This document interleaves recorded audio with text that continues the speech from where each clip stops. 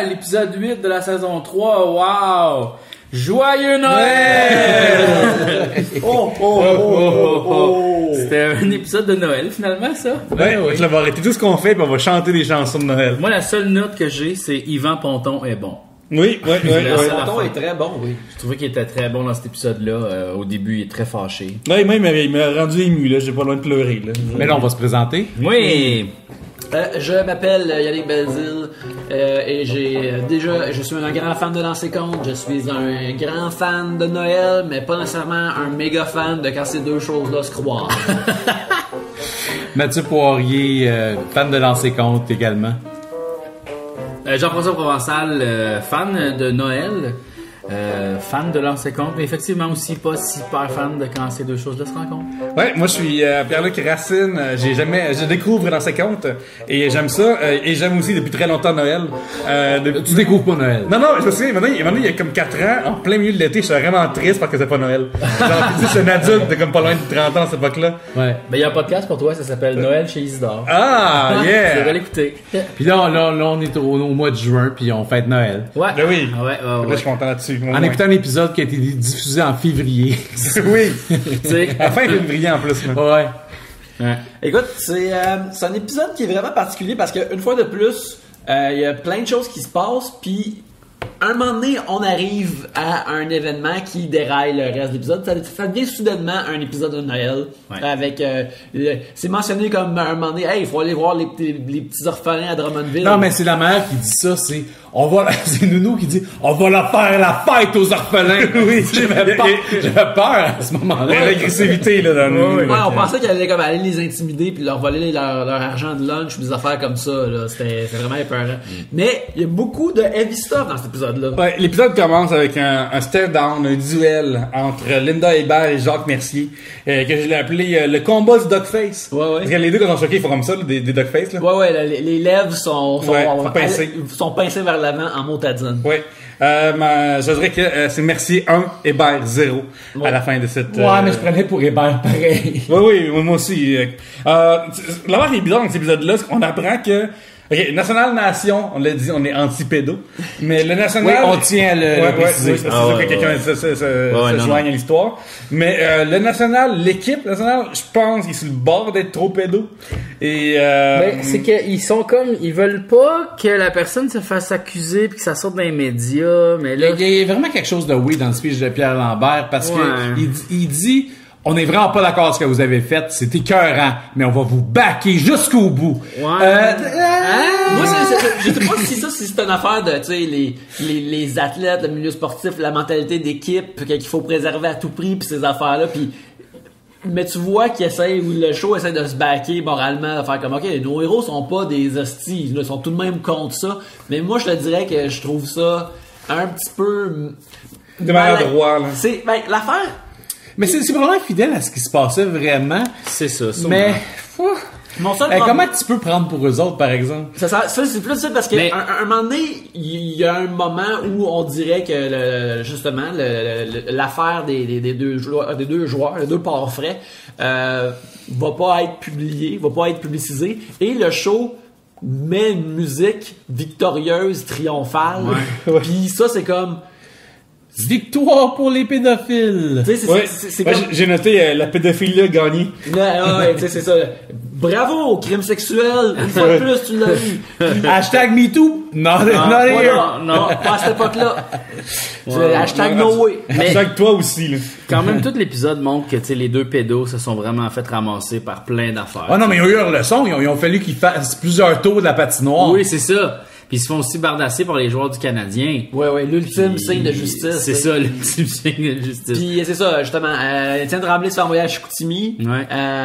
L'autre, la berge, justement, se fait bardasser par un joueur du Canadien et aucun joueur du National vient l'aider. C'est tout de même pas pire, mais tu sais, je serais correct si Lancer Compte faisait juste check son de même. C'est de même dans ce monde-là. Mais que que la musique célèbre le fait qu'ils vont être moins dans le mal. Je suis comme... c'était weird ça, mais c'est comme l'avocate qui était full contente d'avoir gagné son affaire. C'est sa job qu'on peut comprendre. C'est ça, mais quand même, sa job, c'est de protéger les pédos. Mais c'est drôle comment que le monde a pu changer en 30 ans, parce que tu regardes ça, Henri Gendron, le père de la fille qui s'est fait accuser, a plus de recours. À partir du moment que le journaliste décide de pas publier l'affaire, c'est fini. En 2018, on parle beaucoup contre les réseaux sociaux, mais en 2018, il fait un post Facebook, puis c'est fini la carrière de ces deux joueurs-là. En fait, je suis pas sûr, parce qu'il y a pas de preuves, il y a pas rien, puis il fait porter pour diffamation. Oui, sauf que, tu sais, la majorité de la foule aurait été, tu sais, il l'aurait mais c'est aujourd'hui. À chaque entrée sur scène. Oui, c'est ça. Ça aurait été, là, c'est comme une rumeur, fait que là, c'est vrai, c'est pas vrai, mais c'est même pas une rumeur, parce que ça se rend même pas chez le public. Ça reste. Ouais, non, mais il y a du monde qui le savent, là. Du monde qui parle parce qu'il y a du monde qui l'ont dit à l'école. Ouais, c'est ça. La rumeur circule. Ça semble circuler, puis c'est ça, encore là, c'est ça. Le show semblait montrer à quel point ces situations-là sont épineuses, puis, tu sais, le fait qu'ils racontent l'histoire, des fois, ces affaires-là marchent pas, puis les autres, ils s'en sortent. Je suis comme, OK, c'est pas une... C'est du réalisme aussi dedans. Ouais, c'est pas une émission de justice aspirationnelle, fait que c'est correct qu'ils racontent cette histoire-là, mais qu'on a quasiment un ta-ta-ta-ta-ta quand il s'en sort du trouble, je suis comme, ah man, fais pas ça, là. Il aurait pu avoir un peu de retenue sur le cue musical. J'imagine que, tu sais, celui qui reste dans l'équipe, il sera pas là longtemps, là. À voir ce qui va arriver avec ce gentleman-là. Et par gentleman, je veux dire sac de vidange. Là, on parle pas de l'acteur, Sylvain Giguère, qui est une bonne personne. Super chill. MVP sérieux, il est capable de tout de même bien projeter, d'avoir l'air répréhensible. Tu veux le smasher. Fait qu'il est vraiment bon pour channeler cette affaire-là. Puis ce que je trouve intéressant, c'est qu'il utilise ça aussi pour comme bien ricocheter. Puis tu sais, le fait que Marc Gagnon dit « Hey Marie-France, si toi ça t'arriverait... » Non, il dit « Ça arriverait à mes filles, j'ai sacré à la porte. » Puis... Ouais, Marc... c'est ça. Blâme les victimes, tu sais. Mais il y a ça, c'est de là. Si Marina Simi est rendue anti-avortement, Patricia est rendue anti-avortement, tout le monde s'est reviré de bord, puis je suis comme, voyons. Ouais, c'est ça, c'est comme rendu, tout le monde est de droite, super gros, là. Mais c'était quand même, le sujet de l'avortement est encore très touché au Québec à cette époque-là. Pourquoi on parle d'avortement? Pourquoi on parle d'avortement? Ah oui, c'est ça, parce que, c'est ça, la fille de Marc Messier. Marie-France. Elle attend une petite ampoule de 100 watts. Oui! Oui. Hey, ça m'a fucking surpris, ça. Ouais. D'ailleurs, restez demain à l'épisode. C'est ça que je disais qu'il en parlait dans l'épisode précédent. Marie-France, elle parle à Marc Gagnon, puis elle dit, un père, là, est-ce que c'est, elle pose des questions par rapport à André. Puis un père, lui, est-ce que ça aime inconditionnellement? Fait qu'elle se posait des questions. Et là. Mais c'est ça, Gagnon est rendu aussi, il blâme les victimes, Marina est anti-avortement. Demain, l'épisode de demain, j'ai une note ici, j'ai vu sur Wikipédia, Hugo se joint à la meute. C'est ce qui se passe. Ouais, Hugo se plaint des gens qui volent des jobs. Non, moi je pense que Hugo est un incel. Ouais, ça c'est un incel. C'est clair. Hugo est un incel. C'est clair. Il établit le premier message board de incel de la province grâce à sa prouesse d'ordinateur. Ouais. C'est une super belle intrigue. Incel QC. Incel QC. Tabarnak, les gars. Mais, il y a de l'actualité dans ce petit podcast. Mais, je trouve, tu sais, justement, non, Suzy est pas nécessairement contre, mais elle change son fusil d'épaule. Mais moi, je veux juste dire que, tu sais, j'ai écouté ça quand ça passait à la TV, c'était en 86. 89. Fait que moi, j'avais 9 ans, puis j'ai été exposé à ces idées-là, comme l'affaire d'assaut sexuel, puis l'avortement, ces affaires-là. Je pense que c'est dans Lancer compte que j'ai entendu parler en premier. Moi, j'ai fait comme, hey! Moi, j'avais 12 ans, puis c'est la première fois que je me suis posé la question, qu'est-ce qui arriverait si je mettais une fille enceinte, là? Ah ouais, hein? Parce qu'il est fucked up, c'est que, vraiment, comme c'est des, tu sais, c'est pas tous des héros avec un grand H, là. Mais, c'est la grosse série, puis tout le monde regarde ça, incluant entre 9 et 12 ans. Puis voir ces personnages-là qui sont, blame des victimes, puis genre il y a personne qui est comme voyons donc, on est Chris d'or, c'est pas d'allure. Mais il y a quand même des personnes comme Lulu qui est vraiment encore lisse. Ouais, mais c'est le petit clown de la place, là. Ouais, c'est ça. Mais à ce moment-là, tu dis OK, c'est lui qui a raison. J'imagine qu'à l'époque aussi là, sauf que tu montres une injustice, tu vois comme Linda Hébert qui dit à Gendron j'espère que le karma va aller mais la société n'est pas faite de même, pas en ce moment. Fait que, tu sais, Puis sérieusement, ça a pris vraiment du temps avec que ça change. C'est comme, on est en 2018, c'est juste depuis l'année passée que ça commence vraiment à changer, là. Ouais, c'est temporaire, tu sais, on sait pas encore ça va rester. Ouais, c'est ça. Tu sais, je sais pas si eux autres étaient comme, ok, là, vraiment des affaires gavées, là, c'est le temps de mettre une grosse soupe chaude de Noël après ça, parce que faut, le Ouais, monde- c'est donc même un drôle de mix, esti, t'as comme le moitié épisode, c'est des pédophiles qui s'en tirent, puis après ça, c'est du monde de Noël. Coincé dans Noël, en plus, on coincé dans Noël. Coincé dans Noël. Non, tu sais, c'est comme, il y a comme des moments, le fun de Noël, où, tu sais, Hugo descend en bien Père Noël, tu fais, ah, c'est nice. Mais, je sais pas. Ouais, les joueurs de hockey, ils peuvent fourrer des jeunes filles et aider les orphelins. Bientôt, Plusieurs facettes.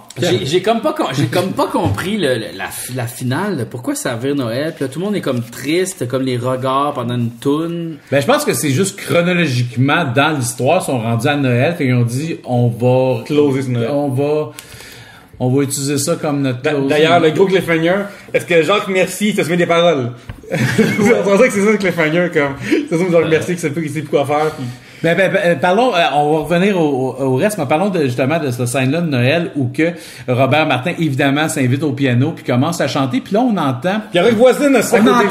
On entend, il y a Louis-Georges Girard, Robert Martin puis Roch Voisine qui chantent Minuit chrétien, mais on entend juste Louis-Georges Girard puis Robert Martin.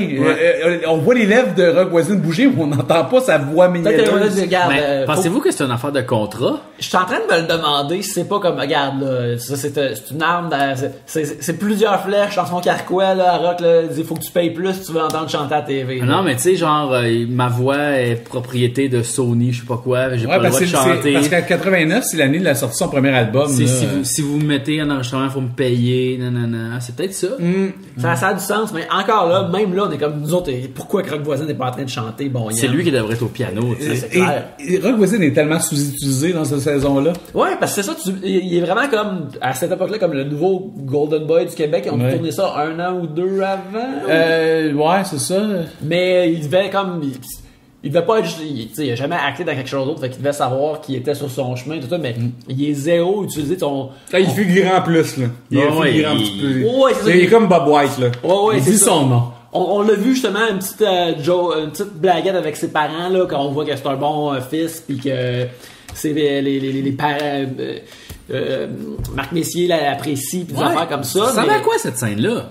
Ben c'était juste comme regarde, c'est un bon petit. Il y a des contrats à remplir, puis il y a un nombre de scènes dans Probablement par épisode. aussi que c'est comme ben c'est pas toutes les recrues du national qui sont des mardes là, comme tu sais Rock Voisine est correct. Là. Peut-être. Mais c'est plate parce que je me souviens dans l'épisode 1, on avait la twist. Là, on avait un Lawful Good Pierre Lambert versus un, tu sais, comme un Chaotic Good, mettons. Puis genre, ça était fun à voir se développer ça, mais non.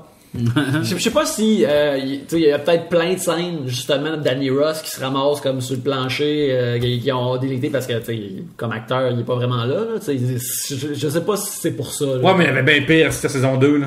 Ça, oui, fait qu'imagine à quel point il doit C'est soit être vraiment terrible comme on peut pas, on peut plus aller derrière. C'est là cet épisode-là qu'il y avait la folle qui téléphone 1 milliard de fois? Oui, Oui, Vanessa Faulkner qui Vanessa Faulkner Qui essaye de tisser une toile qui prend pas.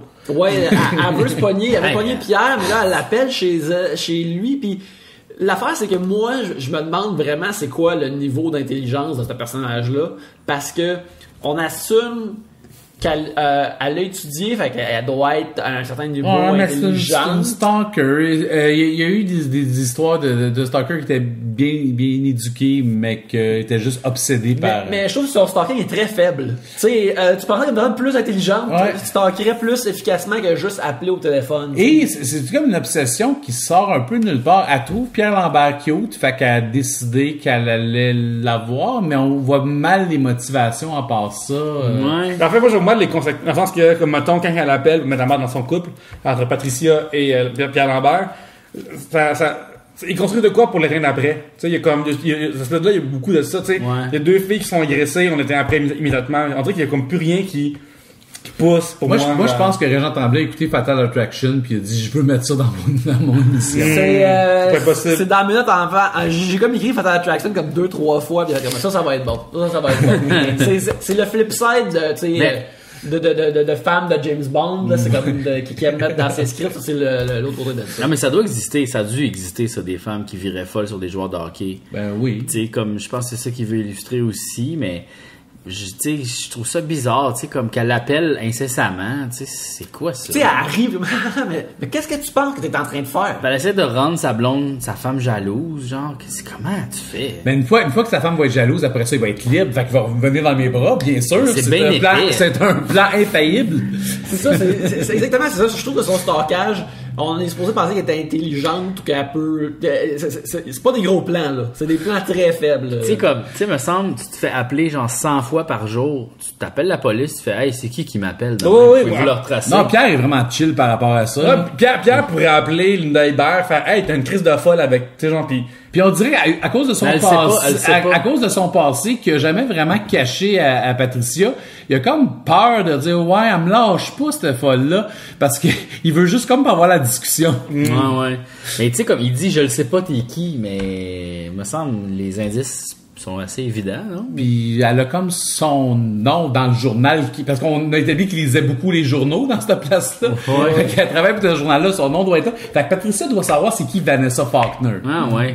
Ben, elle l'a dit dans l'autre épisode, Vanessa arrête pas d'appeler. Ouais. Elle parlait comme si j'étais sa servante, là. Je sais pas trop, là. Je pense que c'est mon épisode le moins préféré, saison 3. Puis une autre affaire que j'aime moins de cet épisode-là, c'est que la relation Robert Marien et Maryse cesse. Mais c'est pas... Moi, c'est pas ça que je voulais voir. Moi, je voulais voir une confrontation au curé Marien. C'est ça qui me sentait le voir après. Ouais. Maryse prise entre les deux. Ben, il l'a un petit peu eu, là, quand il a dit arrête de coucher avec ma femme. Non, mais c'est pas direct, je pense. Il savait pas, là. Non. J'aurais aimé ça savoir. Tu sais, la discussion, mettons, Gagnon, Marien, ça, c'est le fun. Je l'ai apprécié. Ouais, mais peut-être que le futur nous réserve des Ouais, surprises. en effet. Hein, parce que là, le Marc Messier, il le sait, il a dit, ça s'est su. Là, Robert Martin, il le sait, tabarnak, le monde le sait. Martin Marien, là, je me suis plus sûr de notre affaire. Robert Marien, c'est l'acteur. Ok, Robert c'est ça. Martin, c'est le personnage. Excusez-moi. C'est comme... Marc Messier, c'est Ouais. l'acteur. C'est ça, Marc Marc Gagnon. Gagnon, c'est le personnage. Marc-André a mis sa fille enceinte. Marc-André joue l'acteur. André a mis sa fille enceinte. C'est pas mêlant pantoute. Non, c'est pas du tout mêlant. Grosso modo, Denis, merci. Non, Jacques, Non, merci. c'est ça, Denis, c'est- merci, c'est le gars de Ah, Passe-Partout. non. Là.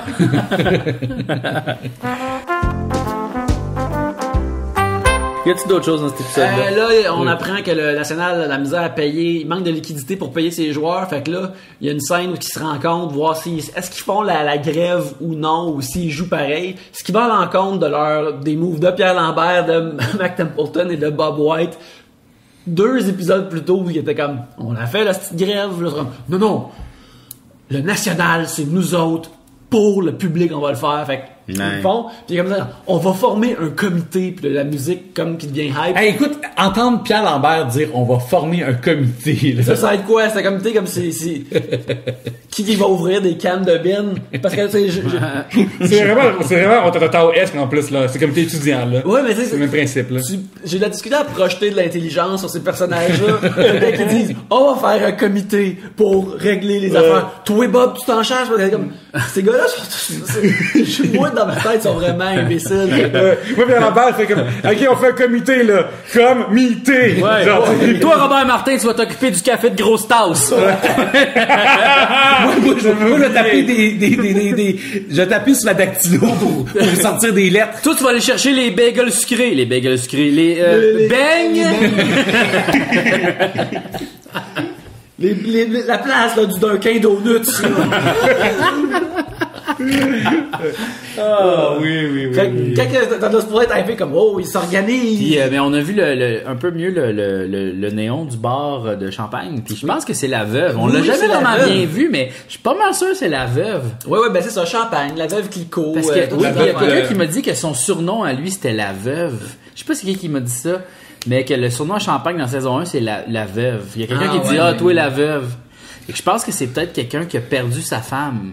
Ou c'est aussi les veuves du hockey, c'est ce qu'ils disent? C'est peut-être ça aussi, ouais. Ouais. Ça se peut, ou moi je pense que c'est La veuve Clicquot, Champagne, la ouais. veuve Clicquot, ces affaires-là. Ou la veuve noire. Ah Parce oui. que c'est comme une veuve Ah, noire. il est dégueulasse. Peut-être il marie des femmes puis pour s'en les détruire. Si, ça Champagne, se peut, là. ça se peut. Qu'est-ce qu'il y a d'autre? On a le retour d'Hugo Ouais. qui arrive puis une fois de plus. On applaudit à chaque fois que Patrick Labbé apparaît dans le rôle de Hugo Lambert. La première réplique qu'il dit, c'est « Salut beauté », t'es comme genre « Oui ». Et puis, c'est tout le temps le meilleur delivery, comme, inquiète pas, ma sœur, y a pas plus Lambert menteur que moi, y a pas plus menteur. En tout cas, je me rappelle plus de la phrase, des ordres, des mots. Y a pas plus Lambert menteur que moi. Y a pas plus menteur Lambert. Ah, c'est comment qu'on dit ça? Y a pas Lambert plus menteur que moi. Ouais, c'est ça. On dirait qu'il joue dans une annonce de 7-Up, trouvez-vous? Ouais. Ça fait comme Allô, beauté! Clouc. Non, il est vraiment encore, il est vraiment bon, pis là, juste... Il s'en va s'asseoir sur le sofa voir Marie-France qui se colle sur lui parce qu'elle a besoin de réconfort. Marina s'en va. Puis là, il est là, mais là, je vais être pris avec une fille en peine d'amour. Ouais, qui ressemble à Valérie Valois. Je pense pas qu'on l'a vu s'asseoir, mais je suis sûr qu'il a sauté sur le divan, là, tu sais, comme un un adolescent. Yeah. What's up, girl? Ouais. Mais en tout cas, une fois de plus, une présence sans faille. Puis c'est ça aussi, sinon on n'a pas mentionné. Alors, écoute, c'est lui qui fait le Père Noël à la fin. Ouais, sans faille. Mais tu sais qu'il y a une version du script d'Aaron Tremblay dans lequel Hugo a un skateboard dans les mains tout le temps. C'est pour l'époque, là, comme, ouais, je suis cool. Mais là, tu peux pas l'avoir pris ça énorme en hiver. Ah, c'est vrai. Là, ah là. Hey, ça nous fait tellement sourire d'avoir Hugo. Oui. C'est le MVP de cet épisode-là. Parce qu'à un moment donné, tu sais, quand ça vient de Noël pour de vrai, là, dans le sens, ça devient un épisode de Noël. Je sais pas si vous avez déjà vu ça, il y a une vidéo sur YouTube de Adult Swim qui s'appelle Too Many Cooks. Ouais.